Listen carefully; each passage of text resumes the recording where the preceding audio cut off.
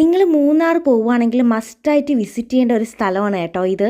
ഇത് വന്നിട്ട് വട്ടവടയാണ്. ആൻഡ് ഇവിടെ ഞങ്ങൾക്ക് എത്താൻ വേണ്ടിയിട്ട് നല്ല രീതിയിൽ ടൈം എടുത്തിട്ടുണ്ടായിരുന്നു. കാരണം അത്യാവശ്യം നല്ല തിരക്കും കാര്യങ്ങളും ഒക്കെ ഉണ്ടായിരുന്നു. പക്ഷേ ഞാൻ പോലും വിചാരിച്ചു തിരിച്ചു പോകണമെന്ന് ആ തിരക്ക് കാരണം 1 മണിക്കൂർ ഏകദേശം ഒരു സ്പോട്ടിൽ തന്നെ കിടന്നത് കാരണം ഞങ്ങൾ പോയി കേട്ടോ. പക്ഷേ അവിടെ പോയപ്പോൾ സത്യം പറഞ്ഞാൽ റിഗ്രറ്റ് അടിച്ച് പണ്ടാരടങ്ങുമായിരുന്നു തിരിച്ചു പോയിരുന്നെങ്കിൽ. കാരണം അത്രയ്ക്ക് ബ്യൂട്ടി ആയിരുന്നു, അത്രയ്ക്ക് കിടിലമായിരുന്നു, പൊളിയായിരുന്നു, നല്ല കിടിലം വൈബായിരുന്നു.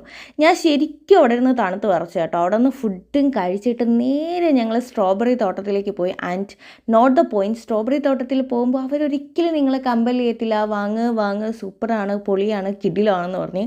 പക്ഷേ അവിടെ നിന്ന് നമുക്ക് കഴിക്കാനും ഫോട്ടോ എടുക്കാനും ഒക്കെയുള്ള പെർമിഷനുണ്ട്. കഴിക്കുമ്പോൾ സ്വാഭാവികമായിട്ട് ആരും വാങ്ങിച്ചു പോകും. ആൻഡ് സ്ട്രോബെറി ഉണ്ട്, ജാമുണ്ട്, വൈനുണ്ട്, ഒക്കെ കിട്ടും കേട്ടോ ഇവിടെ.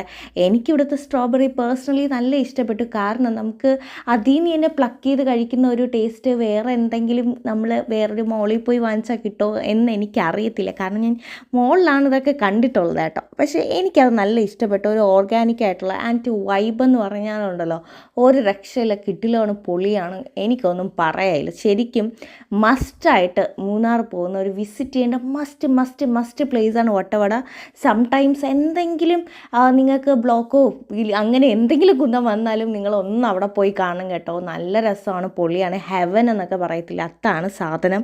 ആൻഡ് നമ്മുടെ ചാനലിൽ 1K ഫോളോവേഴ്സ് ആവണമെങ്കിൽ ഞാനൊരു ഗീവ് അവേ പ്ലാൻ ചെയ്യുന്നുണ്ട്. അപ്പോൾ ഇതുവരെ കിട്ടാത്തവർ വിഷമിക്കുന്ന, നിങ്ങൾക്ക് എന്തായാലും കിട്ടും. ടോപ്പ് കമൻറ്റേഴ്സിന് വേണ്ടിയിട്ടാണ് ഞാൻ ആക്ച്വലി വയ്ക്കുന്നത്. So keep supporting, do follow, by.